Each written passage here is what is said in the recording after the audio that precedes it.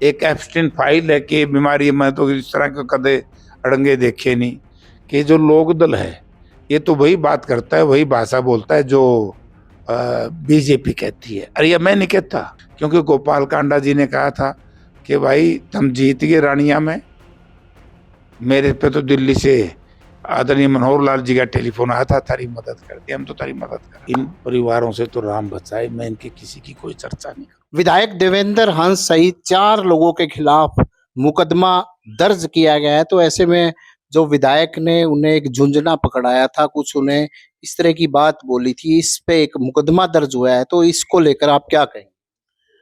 ये गलत मुकदमा दर्ज किया गया प्रशासन की ओर से, और इतने दिन के बाद, इसका मतलब आफ्टर थॉट, सोच विचार करने के बाद ये पर्चा दर्ज किया गया है। हम इसकी निंदा करते हैं, क्योंकि भारतीय जनता पार्टी की प्रजातंत्र में कोई विश्वास नहीं है।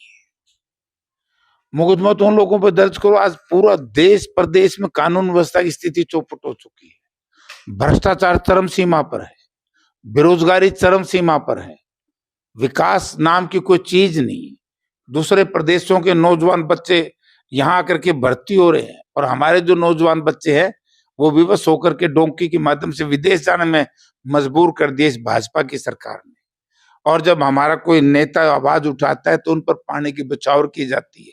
आज देखो किस तरीके से हमारे 2 माननीय सांसद पानी में भिगोया, उनके बच्चों के ऊपर आंसू गैस के गोले भी शायद दागे हैं, क्या क्या किया है, वाटर कैनल तो यूज किए हैं। तो ये सारे का सारा सिस्टम वहां कर रहे हैं। तो एक विधायक, आप ये देखिए, तो वहां तो कुछ होता नहीं। यहाँ एक विधायक जो 5-5 6-6 बार किसी अधिकारी को टेलीफोन करे या जनता के काम करवाने के लिए बात करे, अधिकारी उसमें काम करे ना करे, वो उसने देखना है मेरिट डिमेरिट। लेकिन जनप्रतिनिधि की, जो जनता की बात करना चाहता है और उसको ना सुने, तो फिर वो क्या करे? उसने कोई काम के सरकारी काम में बाधा नहीं डाली। मैंने वीडियो देखा है। हमारे विधायक तो खुद उनके दफ्तर में गए हैं, उन्होंने ये किया भाई तम के झुंझुना बजाओ जरूर करो के हो। अच्छा, ये बोलना भी मना है प्रजातंत्र में। पार्लियामेंट में नेता प्रतिपक्ष राहुल गांधी जी को नहीं बोलने देते, क्योंकि राहुल गांधी जी बोले तो इनकी सारी पोल खुलेगी। पोल कहां से शुरू होगी?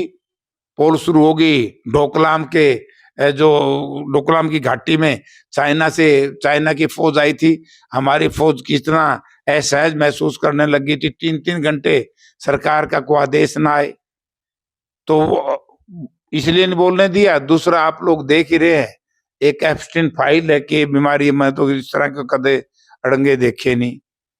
और ये एब्स्टिन फाइल जैसा कुकर्म किसी भी नेता का इसमें नाम आ जाता है, फिर ता जिंदगी पीढ़ी दर पीढ़ी बड़ा बदनाम रहता है।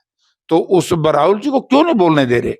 यहाँ हमारे हमारे जो साथी हम हैं, हमारी कोई बात नहीं सुनेगा तो आप बताइए हम उस अधिकारी के पास जाए कि नहीं जाए? इसमें गलत क्या हुआ है, सरकार हमें बताए। लेकिन मैं सरकार को चेताना चाहता हूँ, यदि इस तरीके से जनप्रतिनिधियों की आवाज दबाएंगे, गलत काम करेंगे, तो ये सहन काबिले सहन नहीं है। सर, बुजुर्गों की पेंशन काट दी गई थी। अभय चौटाला का ये कहना था कि ये मामला मैंने उठाया था और इसके कारण सरकार बैकफुट पे आ गई। तो कांग्रेस कहाँ थी? कौन क्या कहता है मैं इसकी चर्चा नहीं करता, लेकिन सारा देश जानता है कि जो लोक दल है ये तो वही बात करता है, वही भाषा बोलता है जो बीजेपी कहती है। अरे ये मैं नहीं कहता।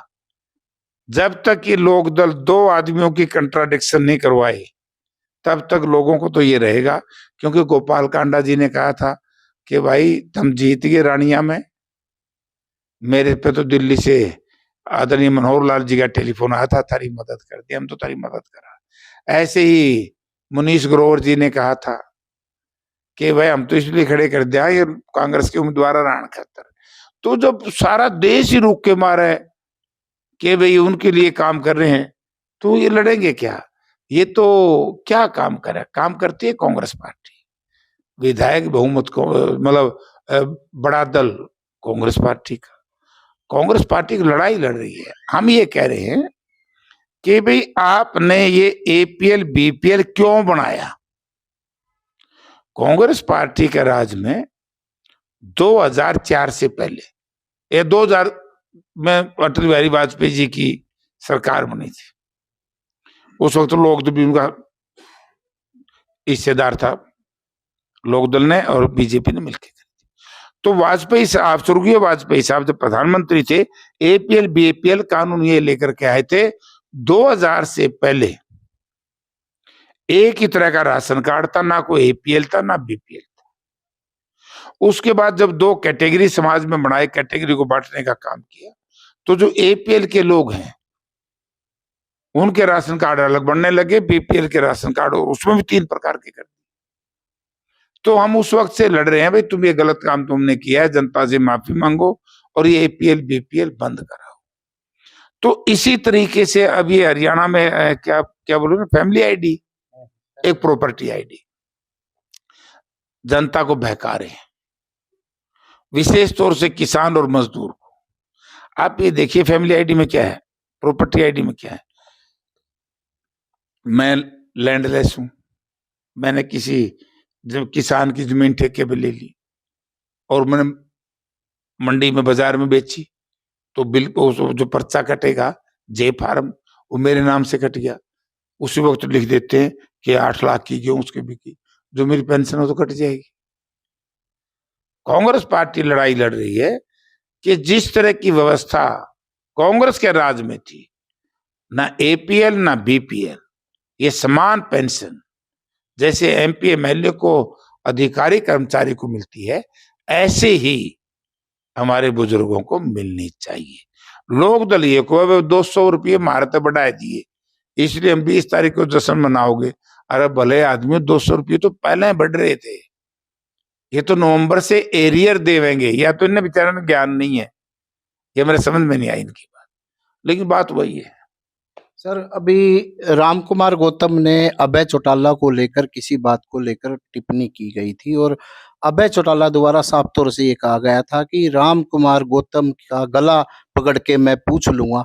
इस तरह की उन्होंने एक बात इंटरव्यू में, और क्या कहेंगे इस तरह की भाषा का प्रयोग किया गया? भैया इन परिवारों से तो राम बचाए, मैं इनके किसी की कोई चर्चा नहीं करूंगा। बस किसानों को लेकर क्या कहेंगे सर? अभी तक मुआवजा नहीं मिला। देखिए, मैंने कल ही डिजास्टर मैनेजमेंट के साथ हमारी मीटिंग थी पार्लियामेंट में, और मैंने इशू उठाया था, लेकिन दुर्भाग्य है हरियाणा प्रदेश की जनता का कि 2024 में कैसी सरकार बनाई बीजेपी के नेतृत्व में, उन्होंने प्राकृतिक आपदा घोषित नहीं करी। पंजाब को पैसा मिला सेंटर से, एक सेंटर में इसका फंड होता है प्राकृतिक आपदा का, जिस स्टेट में आपदा आ जाए तो उसके किसान को, मजदूर को, या जिनका नुकसान हुआ है उसको भरपाई के लिए पैसा केंद्र देता है। ये बजट में है, सेंटर पूल में। पंजाब को मिल गया, हिमाचल को मिल गया, झारखंड को मिल गया, हरियाणा को एक पैसा। तो मैंने भाई क्यों, बोला जी आपकी सरकार ने लिख के नहीं भेजा, हम क्या करें। तो ये सरकार किसान विरोधी है। असल में तो ये सारी सरकार मशगूल है।